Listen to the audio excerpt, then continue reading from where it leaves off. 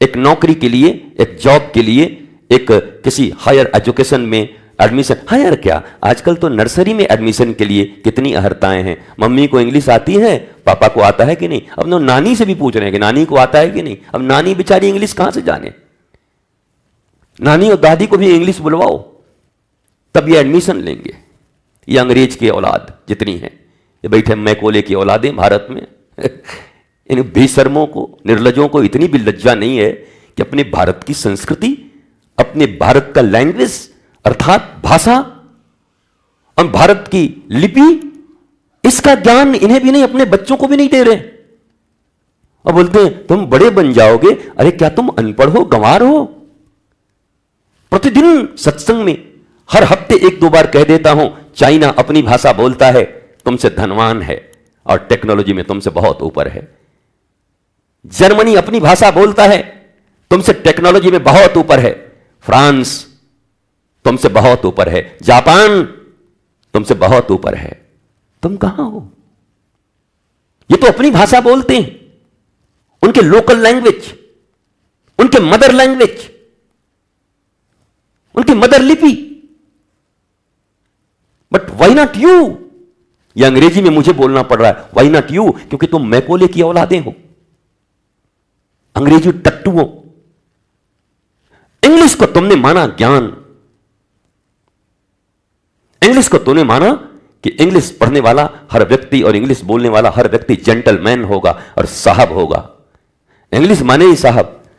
गांव में कोई इंग्लिश बोलता, आज के 10 साल 20 साल पहले आ जाता, साहेब, सर, सर, प्रणाम सर, प्रणाम सर। इंग्लिश खाली बोल रहे, एंड इफ कर देता सर, जबकि महाघोंचू है, महाटट्टू राक्षस, कामी, क्रोधी, कपटी, लोभी, ईर्ष्यालु, महाकरप्ट। पर इंग्लिश के 2 शब्द बोलता तो भारतीयों के मन में ऐसा था जैसे वो साहब है, जैसे वो सर है। और संस्कृत के साथ भी यही हुआ।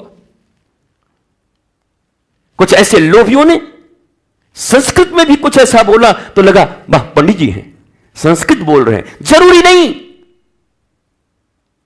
भारत की भाषा ही पहले संस्कृत थी। रावण भी संस्कृत बोला करता था। कोई संस्कृत बोले और शिव जी का श्लोक बना दे और शिव जी के छंद बना दे और शिव जी के ऊपर गाने लगे, तो रावण सबसे बड़ा प्रमाण है कि रावण से बड़ा दुराचारी व्यक्ति, कपटी व्यक्ति इस पृथ्वी पर नहीं हुआ। जबकि रावण से बड़ा music director, lyrics and singer Sanskrit में शिव जी के लिए आज तक इस पृथ्वी पर कोई नहीं हुआ। लेकिन वो सबसे बड़ा दुराचारी भी था।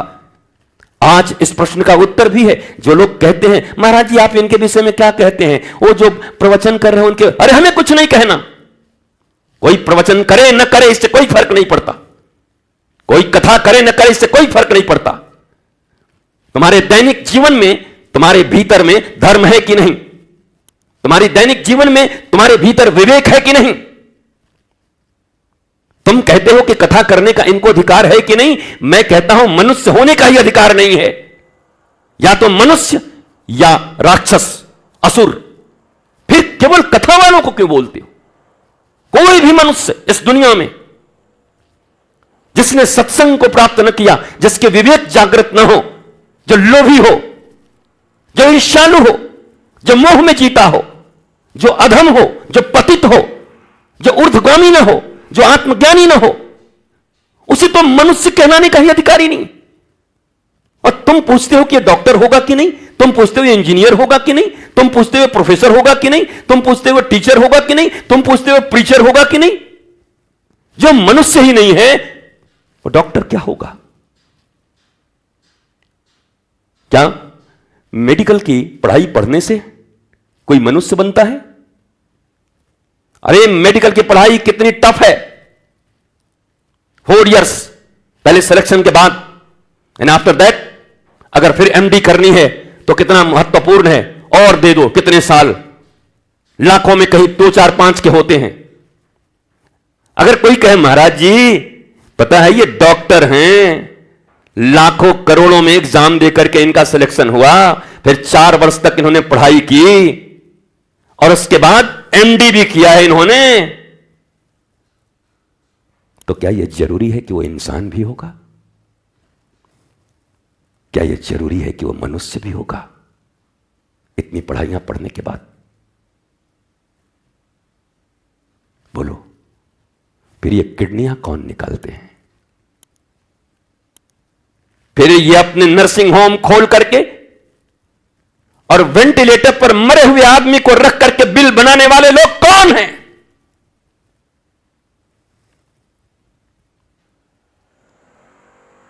हर डॉक्टर मनुष्य हो जाएगा,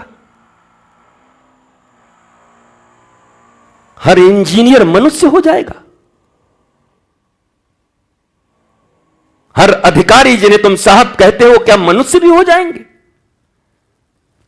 ऐसे ही धर्म का चोला ओढ़ा हुआ हर मनुष्य, मनुष्य के रूप में जिसने धर्म के चोले ओढ़े हों, धार्मिक तो छोड़ो, क्या वो मनुष्य भी हो जाएगा? ये प्रश्न है भारतीयों तुम्हारे सामने। तुम्हें कोई नहीं बताता, तुम भी अंधे, बताने वाला भी अंधा। अंधा गुरु बहरा चेला, बार बार रोज कहता हूं 10 बार, मांगे गुड़ तो देवे ढेला, नरक में भी ठेलम ठेला।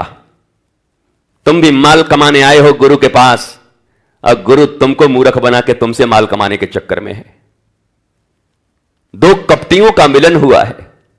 मैंने एक गाना सुना था, दो सितारों का मिलन है आज की रात। और मैं जब ऐसे लोगों को देखता हूं तो मैं बोलता हूं, दो कपटियों का मिलन हुआ है आज।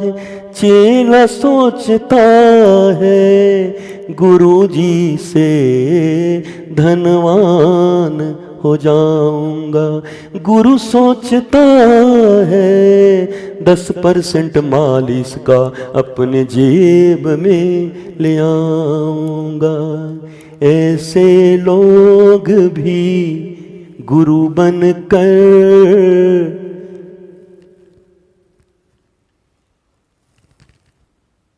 कथा बांचते हैं, सत्संग करते हैं। ये लज्जा है। और मैं कहता हूं, मैं निर्भीक प्राणी हूं। हर क्षण मेरे जीवन के अंतिम क्षण हैं। हर क्षण, जब जिस क्षण बैठता हूं, चलता हूं, उठता हूं, वो अंतिम क्षण समझ कर ही उठता हूं।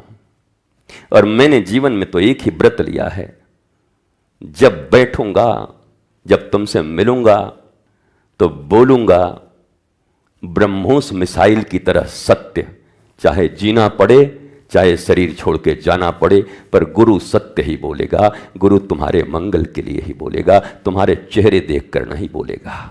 चाहे कुछ भी हो जाए, वो तो मंगल के लिए ही बोलेगा। इसलिए पहले तो जरूरी ये है कि जब अपने बच्चों को पालते हो, वो डॉक्टर बने न बने, इंजीनियर बने न बने, साहब बने न बने, पर अगर सच्ची मां हो तो उसे आदमी जरूर बना देना, इंसान बना देना। बच्चों को कहना आदमी बनोगे। हर मां को अपने बच्चों को छाती से लगा के पहला कहना चाहिए, ले ले ले मेरा राजा बेटा, मैं तुझे एक अच्छा मनुष्य बनाऊंगी। ये पहली इच्छा मां की होनी चाहिए। देखेंगे फिर वो डॉक्टर बनेगा कि इंजीनियर बनेगा कि कॉन्ट्रैक्टर बनेगा कि हल चलाएगा कि वैज्ञानिक बनेगा। अरे वैज्ञानिक भी बन गया और ऐसी चीजें बना दिया। मैं तुम्हें पूछता हूं, क्या आतंकवादियों में वैज्ञानिक नहीं है? बोलो, ये बॉम्ब कौन बनाते हैं? ऐसे ऐसे ट्रेंड लोग हैं कि जो ट्रेनिंग लेके बॉम्ब बनाते हैं, उनसे सुंदर वो बनाते हैं। तो क्या वो टेक्नोलॉजी के मास्टर हैं? वो तो मानवता का विनाश कर रहे हैं। जानते तो वो भी हैं। जानकारी को ज्ञान नहीं कह सकते। उस जानकारी का प्रयोग किस लिए कर रहे हो? What's your motive? मोटिव क्या है? बोलो। तुम जय जयकार करके भी और प्रणाम, नमन, वंदन फिर कभी आएंगे जब आपकी इच्छा हो।